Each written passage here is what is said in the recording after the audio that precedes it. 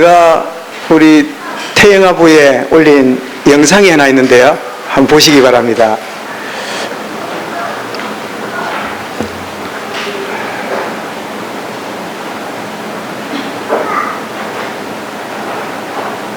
예, 우리 조금 전에 아주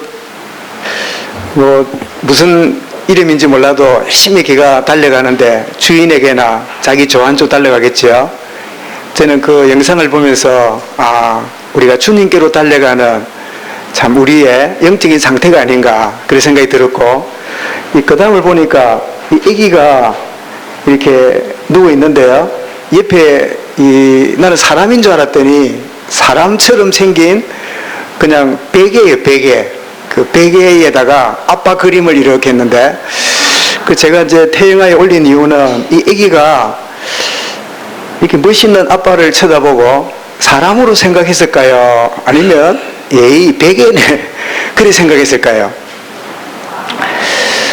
예, 그 달려온 그 마음이 아빠가 자기를 쳐다보고 있는 마음이 맞다면 애는 굉장히 편안하게 옆에 누워있는 모습이겠지요. 그래서 우리 오후에 루디안 시내배도 있고 이점점 해서 또 우리 성도들에게도 그래, 이런 작은 모습이라도 중요한 것을 보는 계기겠구나 싶어서 여러분에게 영상과 이 그림을 보여드렸는데요. 여러분, 그렇습니다. 하나님은 우리에게 자신의 뜻과 계획을 알려주는 데는 4가지 방법을 사용하십니다. 첫 번째는 기록된 말씀을 통하여 하나님 말씀하세요. 오늘 여러분 특별히 저도 성경을 읽다가 아주 줄을 쳤는데요. 7장 1절을 한번 보십시오. 7장 1절을 보시면 지금 사마리아 성을 에워싼 가운데 큰 국가적인 위기가 온 게요. 사람들이 굶어 죽고 얼마나 먹을 게 없었다면 비둘기 똥도 금을 가지고 살 만큼 기가 막히니까 나중에 어떤 일이 벌어져요? 오늘은 우리 아이 먹고 내일은 너 아이 먹기로 하자 했는데 내일 되니까 아이를 숨겨놓고 안 내놓느라고 그거를 왕 앞에 재판정에 내놓는 기가 막힌 일이 벌어지잖아요. 그러니까 왕이 이거는 엘리사 탓이다 하고는 엘리야를 잡으라고 이러니까 엘리야가 딱 7장 1절을 보십시오. 막 불신앙하고 있는 왕을 향하여 7장 1절을 읽어볼까요? 엘리사가 이르되 여호와의 말씀을 들을지어다. 예, 그 정도 하겠습니다. 엘리사가 이르되 여호와의 말씀을 들을지어다. 사랑하는 하나님, 우리 대통령이 하나님 말씀을 듣게 해 주옵소서. 우리 모든 위정자들이 하나님 말씀을 듣게 해 주옵소서. 마치 나라 일본이 미국이 중국이 다 필요 없고 하나님 말씀을 귀를 기울일 수 있다면 거기에 답이 있는 거예요. 왕이 지금 막 난리가 나는데 첫 번째 뭐라고요? 엘리사가 이르되 왕이여 하나님의 여호와의 말씀을 들을지어다. 여러분, 엘리사는 세상적인 신분이 없습니다. 무슨 장군도 아니고 아무 힘없는 사람이에요. 그런데 엘리사는 어떻게 왕에게 여호와의 말씀을 들을지어다. 이게 뭐죠? 보좌의 능력이 있기 때문에. 저와 여러분은 세상적으로 힘없는 사람이에요. 그러나 삼위 하나님이 하늘 보좌의 능력으로 우리와 함께함을 믿으시기 바랍니다. 내 말을 누가 듣겠노? 나같이 쫄병 이야기를 누가 듣겠노? 천만에요. 우리와 함께하는 자가 저들보다 많으니라. 여호와의 말씀을 들을지어다. 그래서 하나님 말씀을 우리가 듣는, 이것은 강단이라든지 직접 성경을 읽는다든지 이런 방법이지요. 두 번째로 하나님이 자신의 뜻과 계획을 밝혀주는 이유는, 말씀을 듣거나 읽을 때 잘못하면 이성으로 우리의 지식으로 읽어 들어가면 문자주의가 돼요. 그 읽고 들을 때 누가 역사해요? 성령님이 깨닫게 하셔야 돼요. 그죠? 그래서 여러분, 말씀을 들을 때, 말씀 읽을 때 내 머리를 돌리는 시간이 아니라 내 머리는 중단하고 주의 영이 역사하도록 이런 말씀을 받고 그 말씀을 묵상해야 돼요. 그래서 성령의 깨달음이 두 번째지요. 세 번째는 뭐냐? 그것은 다른 사람들과 포럼을 하거나 다른 사람의 조언을 듣거나 어떤 지나가는 한두 마디가 하나님의 뜻을 알려주는 굉장히 중요한 방법 중에 하나예요. 때로는 여러분 잔소리처럼 들리는 부모님의 말이, 또 귀찮게 여기는 아내의 말이나 남편의 툭 던지는 말이 굉장히 기분은 나쁜데 하나님이 나에게 뜻을 알려주는 방법이기도 해요. 그리고 네 번째는 뭐냐? 그것은 환경을 통하여 하나님 우리에게 뜻을 알려줍니다. 여러분 개인에게 지금 어떤 일이 벌어지고 있습니까? 여러분 가정이나 여러분의 자녀나 여러분 하는 일에 상황이 어떻습니까? 뭐 잘 될 수도 있고 또 안 될 수도 있고 긴가민가할 수도 있고 여러 가지 있겠지요. 그래서 환경을 통하여 하나님 뜻을 아는 위해서는 뭐가 필요해요? 영적 분별력이 필요해요. 똑같은 환경을 만나는데 어떤 이는 불신앙의 인생을 살고요, 똑같은 환경을 만나는데 하나님의 능력을 체험하는 사람이 있거든. 오늘 여러분 지금 어떤 환경이 왔지요? 큰 심각한 국가적인 위기가 왔잖아요. 그런데 이 국가의 위기를 해결하라고 기름 부어서 세운 왕이 있는데, 그 왕이 누구냐면 아버지는 아합이고 어머니는 이세벨이고 지금 등장하는 왕의 이름도 안 내요. 찾아보면 이름이 여호람이라는 왕이에요. 그 아합의 아들이에요. 그 아합의 아들을 왕으로 세운 이유가 뭐지요? 평상시에 잘 될 때는 왕이 없어도 돼요. 평상시 나라가 편안할 때는요, 대통령 없어도 돼요. 안 그래요? 대통령이 없어도 돼요. 그런데 큰 위기와 어려움이 오니까 그때를 위해서 누가 있지요? 대통령이 있는 거예요.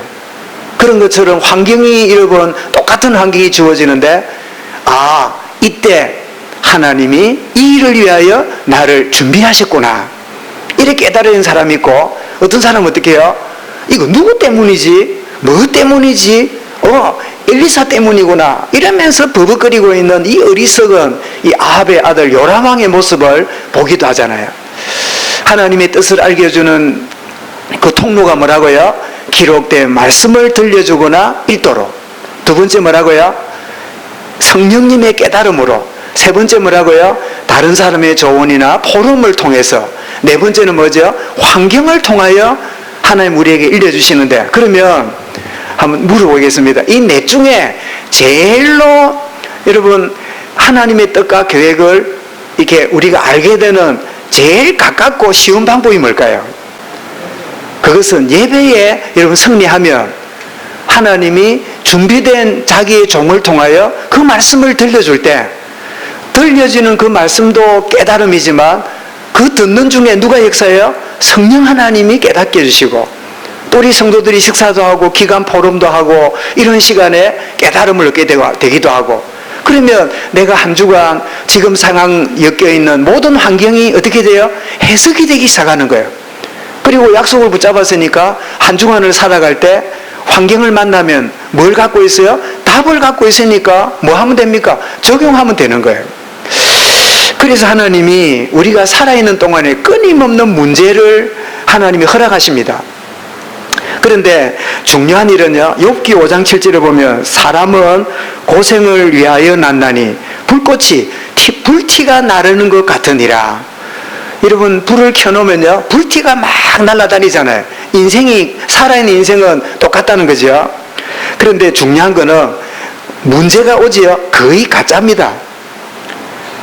문제도 아닌 것을 문제라고 생각하는 가짜 문제에 쏟고 사는 게 우리의 모습이에요. 거의 이런 문제라는 게 뭐죠? 창세기 3장, 창세기 6장, 창세기 11장의 기준으로 쳐다보니까 그게 문제가 되는 거야. 여러분 깨닫는 은혜가 있기를 주의 이름으로 축원합니다. 아, 문제 아닌 걸 복음 없을 때 내가 문제라고 여긴 그거를요, 복음 갖고도 자꾸 문제라고 생각하는 거야. 속은 겁니다. 가짜예요. 가짜 문제 때문에 주여 이 문제 해결해 주세요, 속지 마시기 바랍니다. 아, 내가 쏟고 있구나. 가짜 문제. 거의 뭐지요? 창세기 3장이 뭡니까? 내 뜻대로 되면 할렐루야, 내 원하는 대로 안 되면 돼요, 막 그냥 죽을 상이라. 6장 거의 물질 문제라. 좀 여유가 있으면요, 막 그냥 뭐 안일에 빠지고요, 조금 더 어렵죠. 어떻게 했습니까? 불평불만이, 불신앙이 나오고. 11장 뭐지요? 잘 돼야 되고 원하는 대로 이루어져야 되고, 안 되면 하나님이 살아계시다면 왜 이러냐, 다른 사람 잘 되는데 나만 안 되냐. 거의 그런 것들이 가짜 문제인데 진짜처럼 착각해요. 여러분, 복음이 빛입니다. 빛이 임하게 되면 옛날 기준을 갖고 내가 해석을 잘못하고 있구나.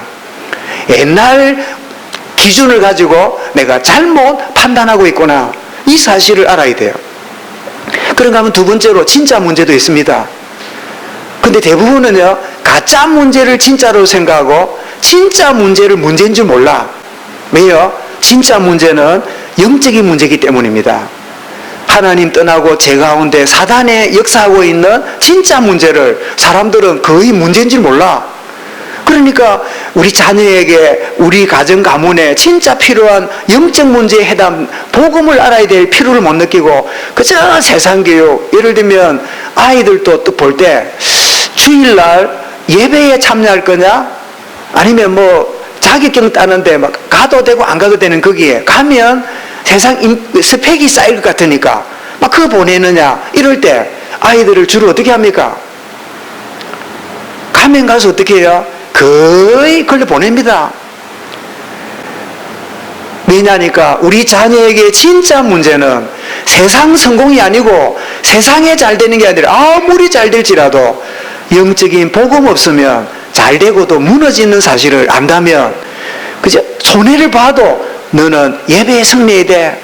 여러분, 이런 사실을 말할 수 있을 거 아니에요. 그러니까 이게 안 되니까요. 그래서 세상 원리에 다 맞춰가 살다가 모든 걸 다 놓쳐버리는 거예요. 여러분, 진짜 문제가 있습니다. 그게 뭐죠? 복음 모르고 살아가는, 세상 원리로 성공인 줄 알고 살아가는, 그게 진짜 문제예요. 여러분, 자녀가 어떤 문제 있습니까? 아이고, 목사님, 우리 자녀는 별 문제 없어요. 아니요. 겉으로는 괜찮을지 몰라도 영적으로 심각한 문제를 안고 있음을 여러분 안다면 저와 여러분의 기도가 달라져요. 기도가 달라져야 돼요. 여러분, 진짜 문제를 깨달을 때 진짜 그리스도의 복음이 필요하구나 적용하게 되고, 그리고 해답을 얻는 기회가 되잖아요.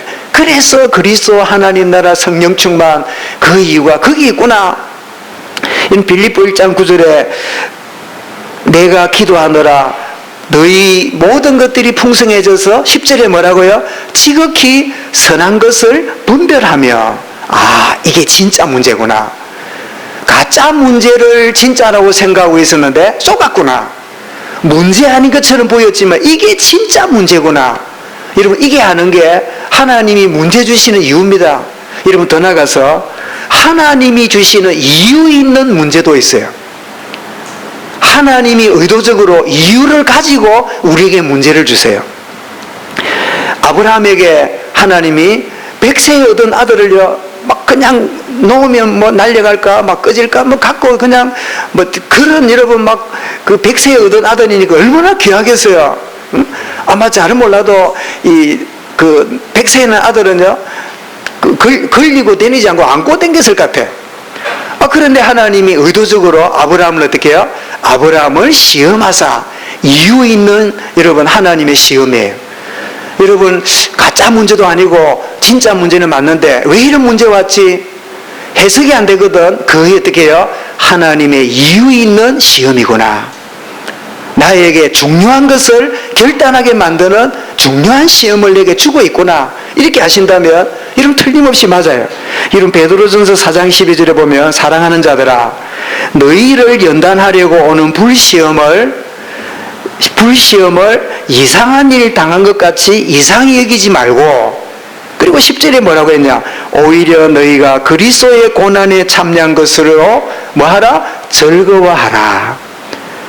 여러분, 아브라함이 아들을 드린다는 게 얼마나 괴로운 일입니까? 알았다면 그 일은 뭐예요? 즐거운 일이에요. 여러분, 무슨 문제 때문에 힘들어합니까? 가짜라면 여러분이 빠져나오시기 바랍니다. 진짜라면 그리스도의 복음을 더 굳게 붙잡기 바랍니다.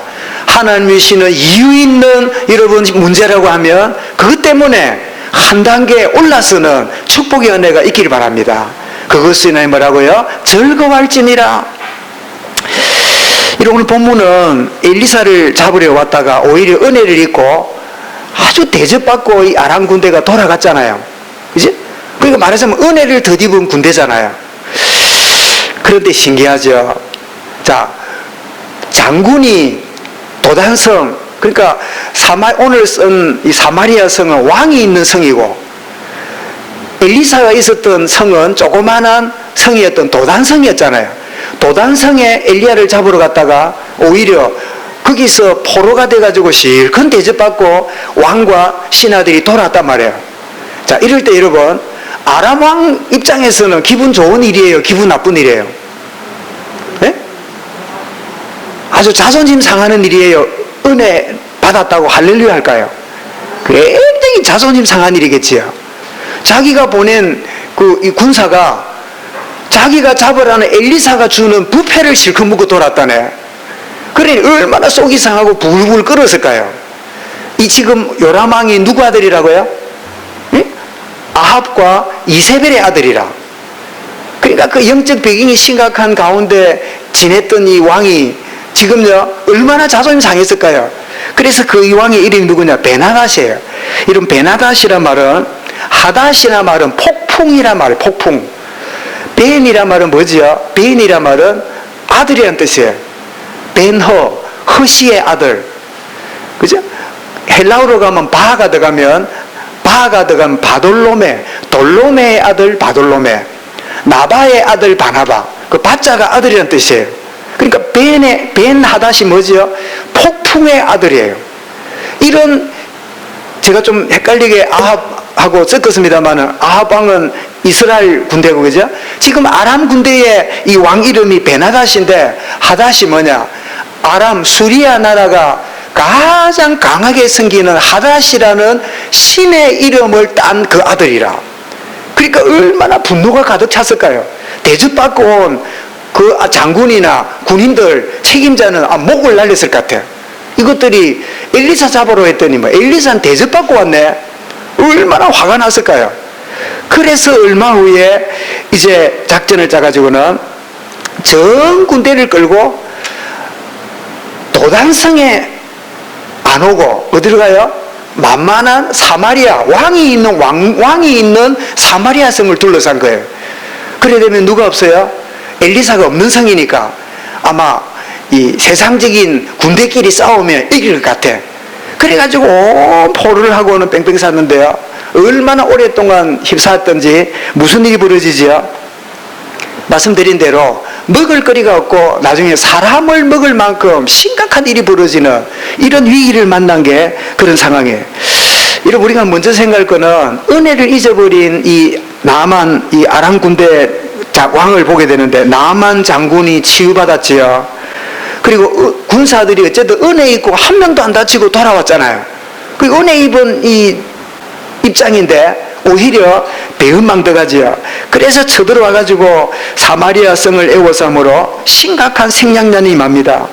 심지어 자녀를 삶아먹는 비극적인 사건이 26절부터 29절 일어나는데, 저는 이 말씀을 읽고 누구랑 주중에 이야기했더니 북한의 이야기를 하는데, 딱 여러분, 우리는 대한민국하고 북한이 있는데요, 우리는 대한민국 따로 북한 따로라지만 외국에서 보면요, 우리 전부 다 대한민국 그냥 이 사람이라고 생각해요. 한반도 사람이라고 생각해요.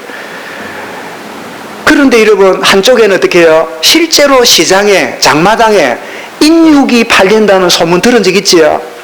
300만이 굶어 죽는 일이 벌어지니 굶어 죽는 것보다는 사람 고기를 먹는 게 그나마 살아남아야 된다는 비극적인 일이 한반도에 실제로 일어나고 있어요.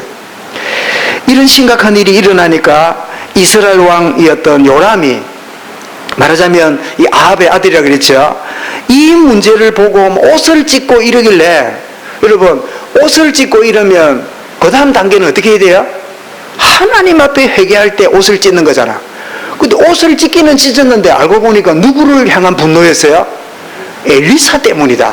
엘리사 책임이다. 이래가지고 엘리사를 잡으라고 하는 책임을 돌리고 있습니다. 여러분, 이 요람왕이 진짜 말씀에 깨어있다면 자녀를 삶아먹는 이런 일은 우연이 아니구나. 여러분, 우리 레위기 불편한 모습입니다만은 레위기 26장 27절에 보면요, 너희가 이같이 될지라도 내게 청종하지 아니하고 내게 대항한다면 내가 진노로 너희에게 대항하되 너희 죄로 말미암아 7배나 더 징벌하리니 29절에 너희가 아들의 살을 먹을 것이요 딸의 살을 먹을 것이며 레위기 26장에요 하나님을 불순종하는 인생 되면 그런 일이 벌어질까라 말씀하셨어요. 이 왕이 이런 비극적인 사건이 왔다면 말씀으로 돌아갔으면 될 거 아니에요. 여러분 사마리아 성이 무슨 성이지요? 예루살렘에 성전이 있는 걸 알고 백성들이 성전에 갈까봐 그 사마리아 베델과 단에다가 금송아지 만들어 놓고 우상 숭배하는 본부가 사마리아잖아요. 그러면 여러분 이 가난과 극심한 식량난은 어디서 온 거지요? 아람 군대가 둘러쌌기 때문이 아닙니다. 우상 숭배로 인한 말씀의 성취예요. 하나님을 대항하고 거역한 결과로 이런 비극적인 사건이 왔음을 알고 옷을 찢었으면 어떻게 해요? 하나님 앞에 무릎 꿇고 사마리아와 단과 베델에 있는 우상 여러분 단을 부숴내야 돼요. 여러분에게 문제 오거든 무너뜨려야 될 우상의 단을 무너뜨리시기 바랍니다. 절대로 포기하지 못하는 사상 우상, 내 갖고 있는 이상한 숨겨진 거, 남들이 볼 때는 매력적으로 보이지만 하나님 보실 때는 무너뜨려야 된 우상들이 우리에게 있어요. 여러분 신약에서 뭐라고요? 탐심은 곧 우상숭배니라. 여러분 사람이 지나치게 무엇을 쫓아가는 거, 지나치게 거기에 치심하는 거, 남들은 성공이라 그러는데 하나님 보실 때는 뭐예요? 탐심이요. 그것이 우상숭배라고 말씀하셨어요. 이런 결과로 이런 문제가 왔다는 걸 왕이 알아야 되는데 말씀이 없어요. 여러분 똑같은 한 주간 살아갈 때 이런 말씀이 있으면 문제 앞에 하나님 앞에 돌아가요. 그런데 말씀이 없으면 어떻게 돼요? 엉뚱한 쪽으로 문제를 풀려고 더 심각한 문제 속에 또 들어가요. 여러분 이 정도가 아닙니다. 신명기 28장 한번 펴보십시다. 신명기는 앞쪽에 있으니까요. 신명기 28장 하면 뭐 기억납니까? 너희가 순종하면 들어가도 복을 받고 나가도 복을 받고 떡반죽국도 복을 받고 나물에도 복을 받고 이런 말씀했잖아요. 근데 뒤에는 뭐예요? 너희가 불순종하면 들어가도 저주받고 나가도 저주받고 이랬잖아요. 28장 47절 한번 보십시다. 이게 보시면 레위기의 말씀을 조금 더 구체적으로 푸는 내용입니다. 자, 우리 47절부터 읽어보겠습니다. 시작. 네가 모든 것이 풍족하여도 기쁨과 즐거운 마음으로 네 하나님 여호와를 섬기지 아니함으로 말미암아. 잠깐만요. 뭐라고요? 그 풍족함 때문에, 그 여유 있는 것 때문에 오히려 이 여유를 주신 하나님을 섬기는 게 아니라 어떻게 해요? 즐기는 쪽으로 가게 되면 이 말이죠. 자, 그 다음 보십시다. 48절에요. 시작. 네가 줄이고 목마르고 헐벗고 모든 것이 부족한 중에서 여호와께서 보내사 너를 치게 하실 적군을 섬기게 될 것이니 그가 철멍에를 내 목에 메워 마침내 너를 멸할 것이라. 곧 여호와께서 멀리 땅끝까지 한 민족을 독수리 날아오는 같이 너를 치러 오게 하시리니 이는 내가 그 언어를 알지 못하는 민족이요. 지금 1차적으로 누가 왔지요? 아람 군대가 온 거예요. 그죠? 그 다음에 50절 그 용모가 흉악한 민족이라 노인을 보살피지 아니하며 유아를 불쌍히 여기지 아니하며 네 가축의 새끼와 내 토지의 소산을 먹어 마침내 너를 멸망시킬 것이며 곡식이나 포도주나 기름이나 소의 새끼나 양의 새끼를 너를 위하여 남기지 아니하고 마침내 너를 멸절시키리라. 그렇게 풍요롭고 좋았던 거 쫓아가니까 와서 다 뺏어간단 말이에요. 자, 그 다음 보십시오. 52절이죠. 그들이 전국에서 내 모든 성읍을 에워싸고 내 의뢰하는 높고 견고한 성벽을 다 헐며 내 하나님 여호와께서 내게 주시는 땅의 모든 성읍에서 너를 에워싸리니 네가 적군에게 에워싸이고 맹렬한 공격을 받아 곤란을 당하므로 내 하나님 여호와께서 내게 주신 자녀 내매 소산의 살을 먹을 것이니라. 여러분 사마리아 성이 포위를 당하고 비극적인 일이 벌어진 우연이 아닙니다. 레위기를 통하여 신명기를 통해 이미 하나님이 말씀해 놓으셨어요. 그렇다면 여러분 그때 깨어있는 왕이었다면 온 백성 앞에 이 말씀을 읽게 만들어 놓고 우리가 번영을 쫓아가고 우상숭배하다가 이런 비극적인 일까지 벌어졌구나 하고 하나님 앞에 무릎 꿇어야 될 일인데 이걸 어떻게 해요? 엘리사 때문에 이랬다고 이러면서 핑계를 대고 엘리사를 잡으라는 어리석은 짓을 하고 있잖아요. 뭐 읽은 김에 54절 한번 보십시다. 시작. 너희 중에 온유하고 연약한 남자까지도 그의 형제와 그의 품의 아내와 그의 남은 자녀를 미운 눈으로 바라보며, 미안합니다, 연약한 사람인데요, 사람이 딱 극단적으로 하니까 자식을 뭐로 봐요? 미운 놈으로 봐요. 그 다음 보십시오. 55절. 자기가 먹는 그 자녀의 살을 그중 누구에게든 주지 아니하리니 이는 내 측군이 내 모든 성읍을 에워싸고 맹렬히 너를 쳐서 곤란하게 하므로 아무것도 그에게 남김이 없는 줄 까닭이라.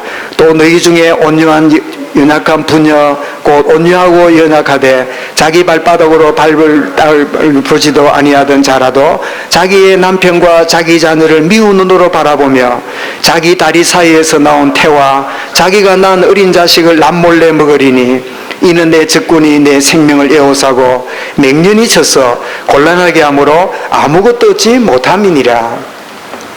저는 이 말씀을 주초에 묵상하면서 그래도 그렇지 아무리 우리가 말씀을 거해도 자식을 먹는 일이 있을 수 있겠냐. 뭐 북한에서는 이거 읽으면요, 그래서 우리가 이랬구나 했는데 대한민국 사람 우리에게 그러다가 제가 아침에 마음속에 울컥하면서 온 게 있어요. 여러분, 우리 자녀에게 영적인 비밀을 못 챙겨주면 자녀의 영혼을 우리가 먹어요. 육신적으로는 잘되게 만들었지만 자녀의 영혼을 우리가 묻고 있으면서 그토록만 잘되게 하는, 세상적으로는 번영하게 잘 만들어 놓았지만 그 영혼을, 자녀의 영혼을 파먹고 있는 그런 부모밖에 안 된다. 왜냐? 저를 포함한 우리 부모들은요, 자식이 잘 돼야 된다는 체면이 우리에게 어마어마하게 우리에게 커요. 자녀에게 무슨 문제 있으면요, 함부로 이야기도 잘 안 해요. 왜요? 체면이 있기 때문에. 자녀가 잘 되는 것이 자녀 때문이라 하지만 부모인 우리 입장에서는요, 오랫동안 유교 문화이기 때문에 내 마음속에 어쨌든 막 영적으로 죽든지 말든지 세상적으로 잘 되고 이래 됐단다 저래 됐단다 이런 위치에 있단다 저렇게 승진했단다 그런 소리 듣고 싶은 게 우리 부모의 마음이에요. 그런데 그 영혼은 우리가 다 파먹고 다 깔아먹고 육신은 피둥피둥 살찌우도록 키운지 몰라도 그 영혼과 영적인 일은 어릴 때부터 파먹고 껍데기만 키워놓는 그런 부모의 모습은 아닌가. 저도 부모로서 이 말씀을 묵상할 때 그래, 정말 새로 시작해야 된다. 지금도 우리는 여전히 세상적으로 잘 되면 그 잘 된 거고, 아무리 네가 은혜 받고 해도 세상적으로 안 되면 네는 뭔가 틀린 거야. 세상이 뭘 하기 전에 부모된 우리부터 벌써 자녀를 바라보는 눈이, 자녀를 평가하는 것이 교회 안에서 누구는 이렇단다 저렇단다 말할 때 그 영혼은 깔아먹으면서 그토록만 잘 되기를 바라는, 대놓고 말은 안 하지만 우리의 은밀한 창세기 3장과 6장과 11장의 그 원리가 우리 속에 담겨 있으면서 자녀의 살은 먹지 않을지라도 자녀의 영혼을 우리가 다 먹어버리는 그런 가운데 키우나 보니 세상적으로는 잘 될지 몰라도 하나님과는 멀리 가 있고 하나님과의 관계는 멀어져 있는 그런 꼴이 벌어지는 게 아닌가. 여러분, 이 말이 무슨 말인지가 같이 공감이 되십니까? 정말 여러분 되어진다면, 목사님 우리 자녀 다 성인이 되고 내 품을 떠났는데 어떻게 됩니까? 지금이라도 깨닫는다면 하나님은 그들을 돌이키실 겁니다. 지금이라도 우리 하나님 앞에 그래, 나도 모르게 자녀라는 우상을 높이 내가 세우는 게 목표였다면 주님 정말 내 마음의 옷을 찢고 하나님 앞에 무릎 꿇는 새로 시작하는 이런 축복의 아침이 될 수 있길 바랍니다. 그럼 목사님 뭐 세상적으로 자녀가 잘 되고 번성하고 되지 말하면 그 이야기가 아닙니다. 내 영혼이 잘된 같이 범사가 잘 되고 강건하기를 구하노라. 우리도 모르게 세상적인 번영의 원리를 가지고 여러분 신앙생활하고 그 원리를 가지고 하나님을 대하는 이런 여러분 섞여 있는 일이 얼마나 많은지 몰라요. 저도 한때는 뭐 이해하고 들으십시오. 막 여러분 목회에 막 성공적인 목회자라고 막 이렇다고 저렇다고 내가 소리를 듣다가 또 다른 상을 만나게 될 때 저게 얼마나 좌절감이 오든지요. 그래, 내가 뭐 나름대로 사역을 하고 이랬는데 지금 막 왜 이런 일이 또 이런 상황과 여건이 주어지지 이럴 때야. 그때 내가 철이 났어요. 내가 하나님 앞에 선 자가 아니라 교회 앞에 서 있고, 내가 주님을 의지하는 자가 아니라 교인들을 의지하고 살았구나. 내가 하나님 앞에 서도록 이런 상황을 내게 주시는 거구나. 그때 제게 새로운 제 인생의 전환점이 왔어요. 저는 교회를 목회하고 성도들을 섬기고 여러분의 참 동력이 필요하지만, 그러나 저희의 진정한 힘은 하나님이십니다. 제게 이 교회 현장이 없어진다 할지라도 저는 주님 앞에 서 있는 하나님의 사람일 뿐입니다.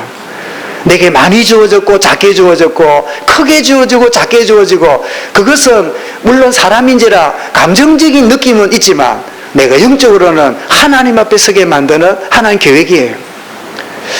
여러분, 놀랍도록 우리 인생은 자주 말씀드리죠. 내가 애지중지하는 여물통을 뒤집어 놓지 않으면 우리는 끝까지 거기에 머물러서 그래도 여기 먹거리가 있으니까 거기 머무르고 싶은 마음이 우리에게 커요. 여러분, 사마리아 성에 말하자면 여물통을 뒤집어 놓은 큰 국가적 위기가 왔는데, 여러분 오늘 레위기와 신명기를 읽을 때 이스라엘에 3번의 그런 성이 둘러싸이는 비극이 일어났어요.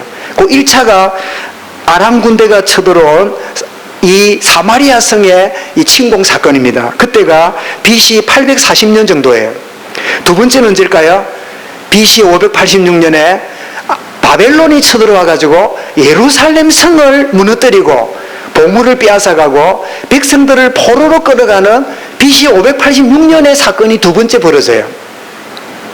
또 한 번의 비극적인 사건이 벌어집니다. AD 70년에 로마의 디도 장군이 예루살렘 성벽에 돌 위에 돌 하나 남지 않도록 다 무너뜨리고, 그리고 마지막 마사다라고 하는 그 고지에 900명 가량의 이 이스라엘 백성들이 3년을 버텼어요.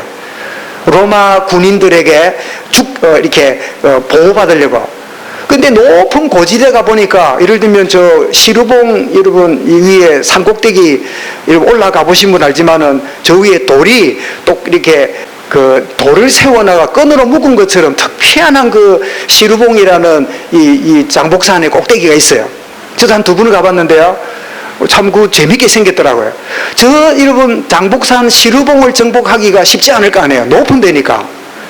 그래서 이 로마 군인이 높은 그 고지대 마사다를 공격하기 위해서 어떻게 함량했냐?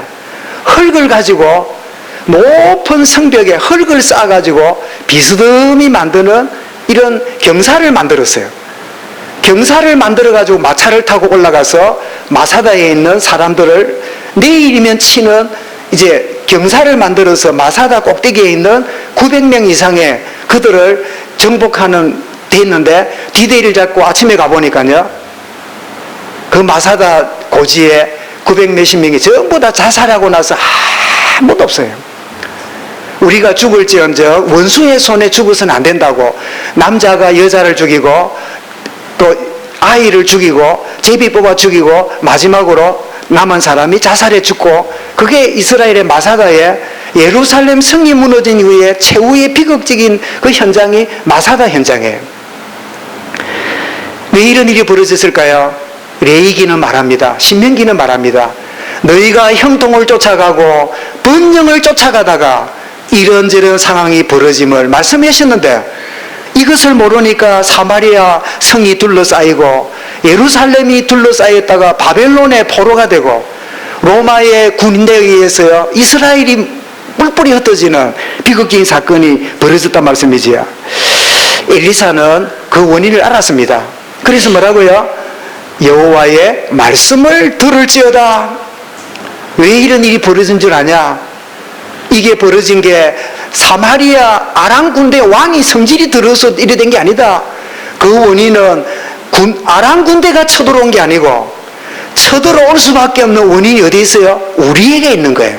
그게 뭐지요? 우상숭배에 찌들어 있는 하나님을 저버리고 번영과 형통에 찌들러 있는 이것 때문에 자녀의 영적인 걸 깔아먹으면서까지 세상적으로만 잘 되면 되는 것 같은 착각에 빠진 것, 이것 때문에 뭐라고요?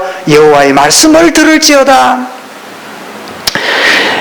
그래서 하나님의 계획을 알려줍니다. 그게 오늘 읽었던 32절부터 7장 1절까지 왕이여 들으십시오.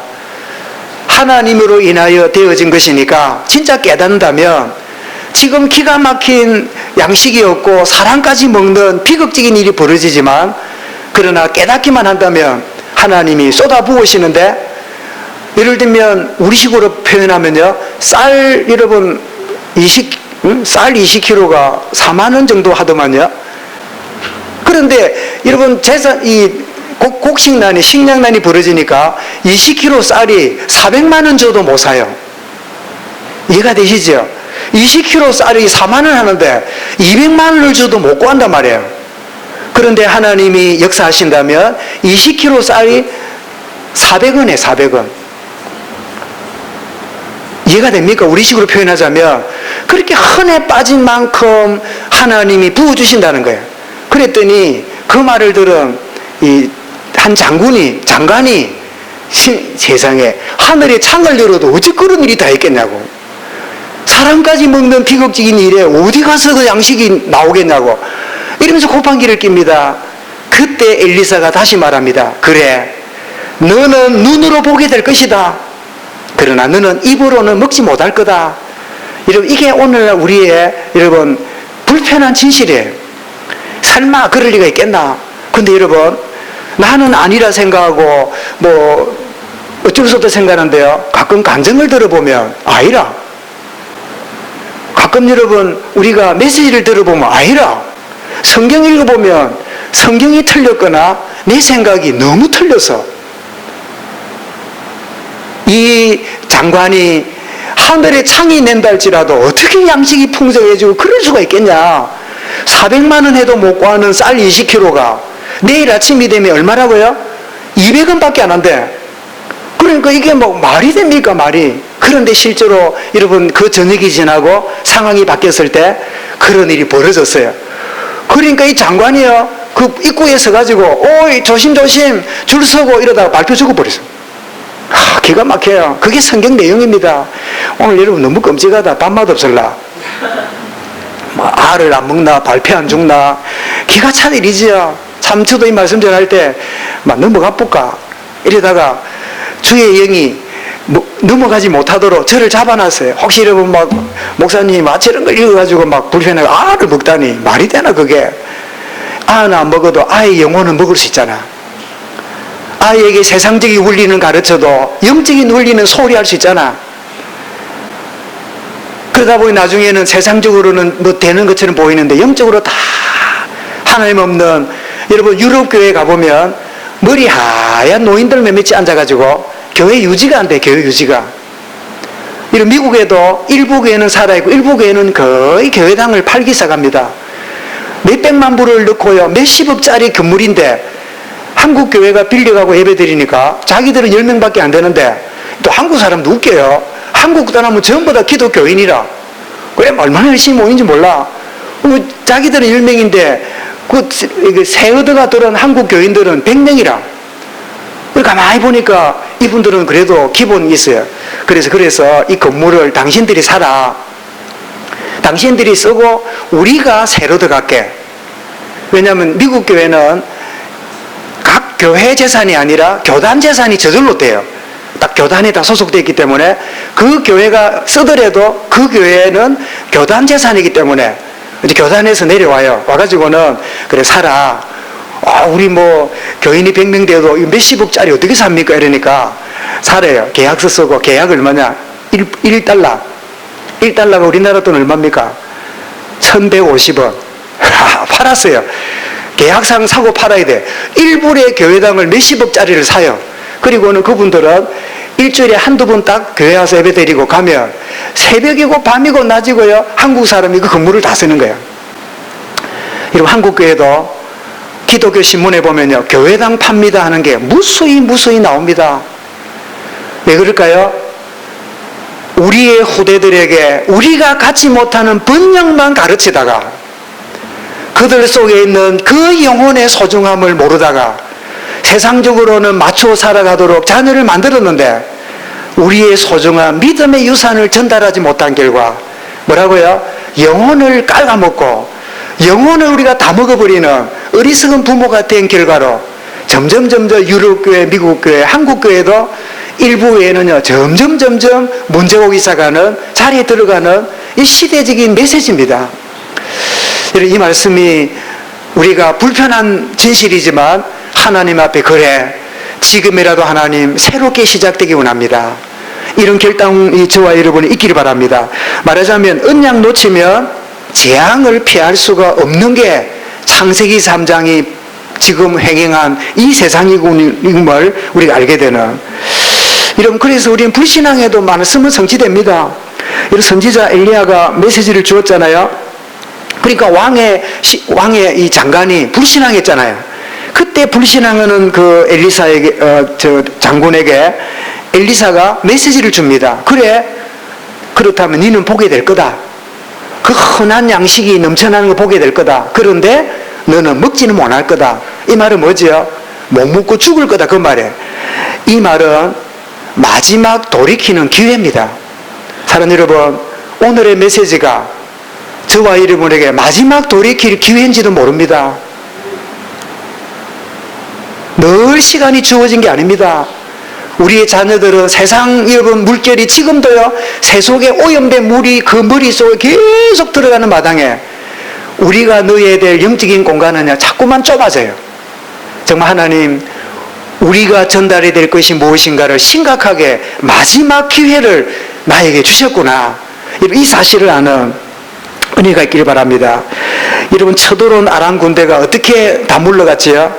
하나님의 방법으로 그들이 도망을 가게 되는데, 그게 오늘 7장 6절부터 7절에 보니까 갑자기요 하늘에서 천군만마의 소리가 막 우두두두둑 하니까 이 소리를 듣고 이 아람 군대 왕과 군대가, 이스라엘 나라가 애굽 군대나 어디서 원군을 지원받은 줄 알고 미리 겁을 먹고요 놔두고 다 도망갔어요.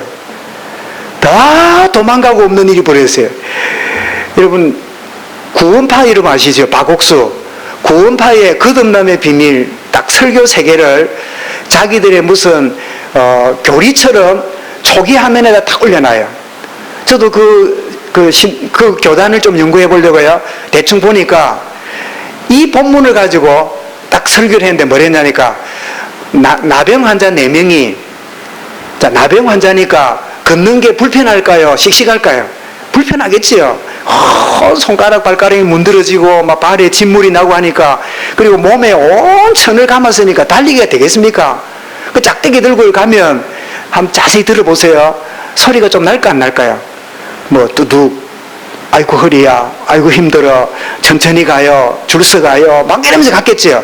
그 소리를 크게 만들어 가지고 아람 군대가 물러가게 했다. 박옥수의 설명이에요. 아주 재미있는 설명을 해요. 그래서 구원파가 성경을 이런 식으로 아주 작은 거 가지고 크게 확대해서 사람들에게 일반 교회에서 들려주지 않는 해석을 해주니까 거기에 폭 빠지는 매력이 또 있어요. 그러나 이번 성경에는 그런 말이 없어요. 성경이 분명히 6절 7절에 뭐랬지요? 오늘 여러분 7장을 다시 가보십시오. 7장 6절에 보니까 5절부터 봐야 되겠네요. 아람 진으로 가려 하여 해질 무렵에 일어나 아람 진영에 이르러서 본저, 그곳에는 뭐라고요? 한 사람도 없으며. 왜 없냐? 자, 6절에 설명합니다. 이는, 그 이유는 주께서 아람 군대로 병거 소리와 말소리와 큰 군대의 소리를 듣게 하셨으므로. 이게 어디서 난 소리일까요? 1번, 나병 환자 4명이 걸어간 소리다. 이게 이 구원파의 설명이라. 그러니까 여러분, 신학과 말씀 모르면요 굉장히 은혜롭게 들려요. 그러니까 빠져들어가는데, 저는 그 다른 거 생각 안 나는데 얼마나 재밌게 설명했던지 한 20년 전에 읽었는데도 제게 내리에 있어요. 이거 볼 때마다 참 말도 안 되는. 예를 들면 나병 환자가 걸어가는 소리를 이렇게 하게 만들어서 착각하게 하여 도망갔다, 이랬으면 그래 말하는 게 맞지. 근데 이게 보니까 뭐라고요? 전혀 내명하고 관계없어요. 그 다음에 한번 보십시오. 아람 사람이 서로 말하기를 이스라엘 왕이 우리를 치려하여 헷 사람의 왕들과 애굽 왕들에게 값을 주고 그들을 우리에게 오게 하였다. 뭐라고 착각하지요? 용병을 사가지고 우리를 치려고 온 거구나.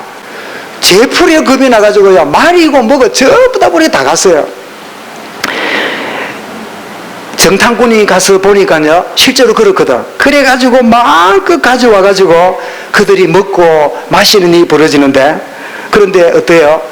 이 응답이 불신앙하던 장관에게는 밟혀 죽는 비극적인 사건이 됐어요.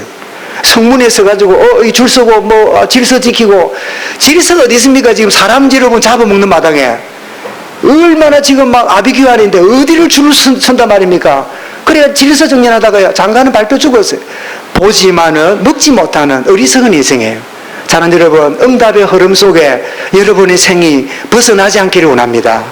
응답을 쫓아가는 축복을 이사야 60장 22절에 뭐라고 말씀했지요? 작은 자가 천을 이루고 약한 자가 강국을 이룰 것이라. 때가 되면 나 여호와가 속히 이루리라. 여러분, 쳐들어온 아람 군대를 물리치는 걸요, 신명기 28장에서 이렇게 이미 말씀했어요. 똑같은 28장입니다. 7절에 뭐라고 했냐? 여호와께서 너를 대적하기 위해 일어난 적군들을 네 앞에서 패하게 하시리라. 그러면서 뒤에 뭐랬냐? 그들이 한 길로 너를 치러 왔으나 네 앞에서 몇 길로 도망하리라? 7길로 도망하리라.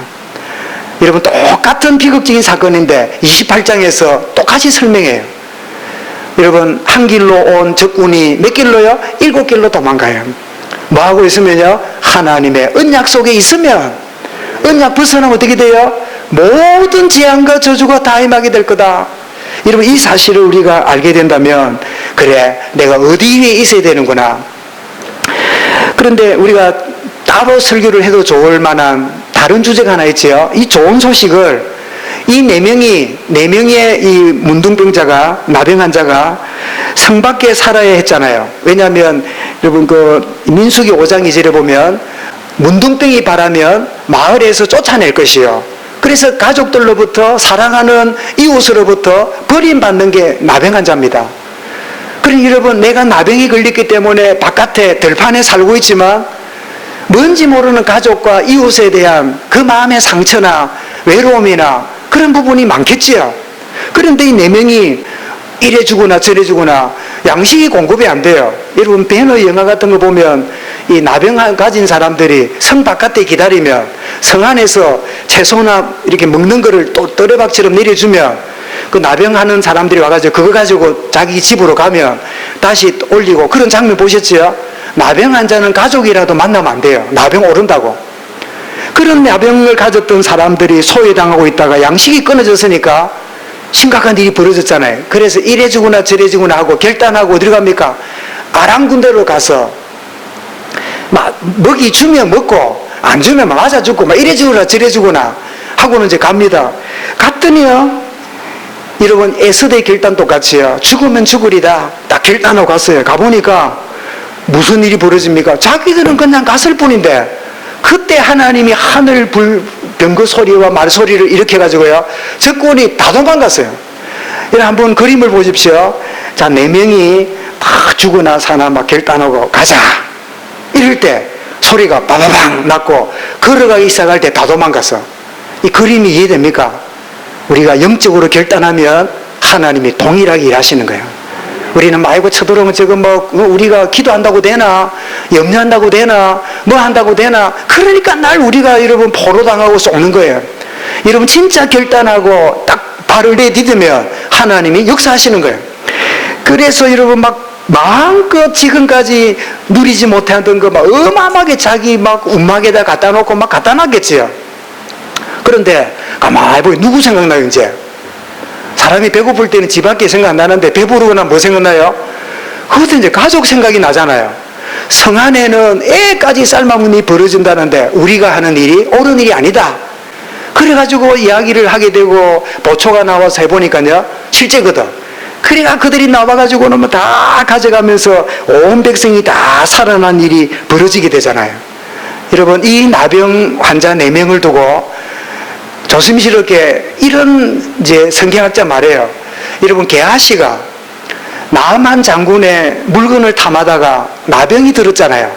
나병이 들었으면 어찌 됐을까요? 성에서 쫓겨났겠지요. 그런데 그 나만 장군에게 여러분, 세겔과 옷을 가져가는 그 역할을 아들 3명이 같이 함으로 동조자가 4명이라. 그래서 게하시뿐 아니라 아들 3명도 나병이 들어서 쫓겨나 있었고, 이 나병 환자 4명은 게하시와 아들 3명이다. 이렇게 설명하는 사람도 있어요. 그래서요, 뭐 성경이 없는 말이니까 뭐 우리가 받아들이기 어렵지만 그럴 수 있겠네. 그래도 게하시는 쫓겨났지만 그 나병이 든 심각한 저주로 인해서 잃어버린 복음이 회복 안 됐을까요? 그렇다면 여러분, 나중에 한번 다루겠습니다만 게하시에게 임한 나병은 하나님 앞에 돌아서는 축복의 선물이에요. 우리는 여러분, 무슨 문제가 오면 끝인 줄 아는데 아닙니다. 그 문제를 주시는 것은 진짜 하나님 앞에 내 남은 생에 새롭게 살라는 하나님의 기회입니다. 어쨌든 우리가 받아들이기 어렵지만 이 4명이 우리만 마음껏 먹고 누리고 있는데 이 백성은 다 죽고 있는데, 그래서 이걸 알고 백성들에게 알려주어서는 백성들이 다 살아나게 만들잖아요. 상처받은 이 나병 환자들, 여러분, 하나님의 은혜 임하면 우리에게 치유가 일어납니다. 이 받은 은혜를 누리게 되면 어떻습니까? 나를 힘들게 했던 사람들을 복음으로 치유하고 살리는 자로 변화되기 시작해요. 그들은 나를 버렸지만 하나님으로 말미암아 살아난 나는 나를 버린 가문과 그 인생들을 살리는 자로 변화되는 거예요. 그걸 보고 뭐라 그래요? 증인이라 그래요. 나를 좋아하는 사람, 나를 알아주는 사람, 나를 인정하는 사람에게만 우리 증인이 아닙니다. 그토록 미워하는 우리의 집안의 누구, 나를 깔보고 무시하는 우리 집안의 동서, 나를 그토록 못살게 구는 그 누구, 내가 복음 안에 치유되어지면 그들이 힘들게 하는 것은 힘들게 하고 싶어 그짓하는 게 아닙니다. 그들도 사실은 근본 문제에 시달리고 있는 불쌍한 영혼이에요. 그렇다면 여러분, 우리는 어떻게 해요? 치유받은 우리는 그들을 두고 기도할 수 있겠지요. 그럼 어느 날 여러분, 하나님이 복음 안에서 치유되는 역사가 일어남을 보게 될 줄 믿습니다. 그가 누굽니까? 야곱이었고, 야곱이 에서를 용서하듯이, 여러분, 요셉이 형들을 용서하듯이 이런 일이 벌어지게 되는 거예요. 여러분, 구원의 역사를 체험하면 갈보리산이죠. 치유를 누리게 되고 감람산이죠. 그리고 살린 인생이 뭐죠? 마가다락방의 성령 충만이지요. 이 4명의 나병이는 갈보리산 은혜와 그리고 치유의 감람산의 축복과 살리는 성령 충만의 역사를 우리식으로 말하면 체험한 한 사람이에요. 결론입니다. 여러분, 갑절의 영감을 누리는 엘리사에게 주어진 그 응답을 하나님은 지금 우리에게 주기 원하십니다. 어떻게 해요? 언약의 흐름 속에 있으므로 모든 저주와 재앙에서 해방받는 죄와 사망의 법에서 너희를 해방하였습니다. 로마서 8장 2절처럼 나는 그럴 줄 알았다가 아니라 나는 모든 그리스도 안에서 죄와 사망의 법에서 우리는 완전히 해방받고 벗어났다. 이게 저와 여러분의 삶이 될 수 있길 바랍니다. 여러분, 응답의 축복을 누려가면 불신앙이 아니라 여러분, 언약이 나에게 비전이 되고 비전이 나의 꿈이 되고 꿈이 나의 기도가 되어지면 성취를 보는 때가 옵니다. 이거를 보고 뭐라고요? C, V, D, I, P. 이래 말하면 될 건데 너무 영어를 써가지고 힘들게 하는지 모르겠어요. 그죠? 언약이 뭐지요? 그리스도. 비전이 뭐지요? 세계복음화. 꿈이 뭐지요? 내게 주시는 대로 내가 무슨 일을 합니까? 그것이 언약이 비전으로 와서 꿈을 갖는 여러분 구체적인 나의 것이잖아요. 그럼 뭐가 되지요? 이미지, 기도입니다. 그럼 어느 날 실행이 되겠지요. 이사야 43장 19절 말씀처럼 우리가 잘 아는 말씀이지요. 새 일을 행할 것인데 이제 나타낼 것인데 반드시 광야의 길을 사막에 강을 내리라. 하나님이 그렇게 가시는 참된 이 CVDIP 응답이 성령 충만한 가운데 누려줄 수 있길 바랍니다. 여러분, 갑절의 영감을 누리는 엘리사처럼 응답받는 게 뭐죠? 나병인처럼 비록 여러분 모세가 하나님이 부름을 받을 때 나는 못 갑니다 이랬을 때 하나님이 지팡이를 땅에 던지려 했더니 뱀이 되고 잡았더니 지팡이가 됐잖아요. 그랬더니 하나님이 또 손을 갖고 네 속에다 넣었다가 폼에 넣었다가 빼보라 이러니까 그럼 무심코 넣었다가 빼니까 그 손이 뭐가 됐어요? 나병이 들었어요. 설명하기 어려운 부분입니다만은 저 애굽에 있는 이 백성의 상태가 문드러지고 흉악한 상태에 있다는 현장을 보여주는 것이고 또 한편은 여러분 이 모세의 진짜 문제는 광야에 사는 게 아니라 우리의 영적 문제는 나병과 같아요. 절대로 치유 안 되는 절대로 해결 안 되는 문제, 영적인 문제예요. 그렇다면 여러분 이 나병 환자는 누굴까요? 오늘 저와 여러분입니다. 창세기 3장에 묶여 살아가는 인생은요 철학과 종교와 선행으로 안 돼요. 그랬던 여러분 우리가 그리스도로 말미암아 구원의 의뢰를 입으면 내 지난 날에 치유가 일어나게 되고 그리고 나는 누구예요? 살리는 자가 되는 거예요. 하나님 내 현장에 모두가 사마리아 성에 둘러싸여가지고 뭐가 없다고 뭐가 안 된다고 나라가 뭐 어쩌고 전부 다 여러분 사마리아 성에 이렇게 포위되어 있는 것 같은 오늘 대한민국의 상황 아닌가요? 그래 뭐 대통령이 뭐 누가 전부 다 이런 데 아닙니까? 아니요. 여호와의 말씀을 들을지어다. 엘리사는 우리에게 이 시대를 향하여 말씀합니다. 뭐라고요? 여호와의 말씀을 들을지어다.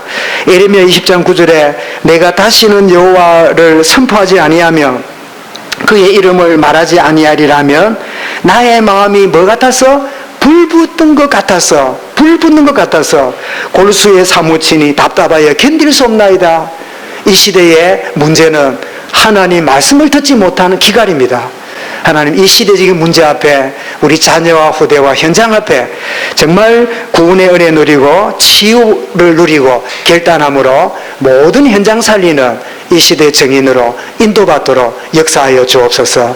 혹시 영적으로 앞선 여러분이 있다면 엘리사처럼 메시지를 주시길 바라고 나병 환자처럼 여러분 그런 상황이 아니라면 내 현장에서 치유받고 치유의 증인이 되므로 현장 살리는 이 시대를 살리는 축복의 증인 될 수 있기를 성령 충만한 증거를 체험하는 이 한 주간 되시기를 주의 이름으로 축원합니다. 하나님 감사합니다. 이 시간 우리에게 주신 말씀이 지식으로 이야기로 들리지 않고 하나님의 음성으로 들려지기 원합니다. 너희는 여호와의 말씀을 들을지어다. 이 말씀 붙잡고 우리 후대와 이 시대와 현장 살리는 자로 쓰임받는 새로운 결단과 마지막 기회임을 아는 우리의 생애 되도록 역사하여 주옵소서. 주 예수 그리스도 이름으로 기도드리옵나이다. 아멘.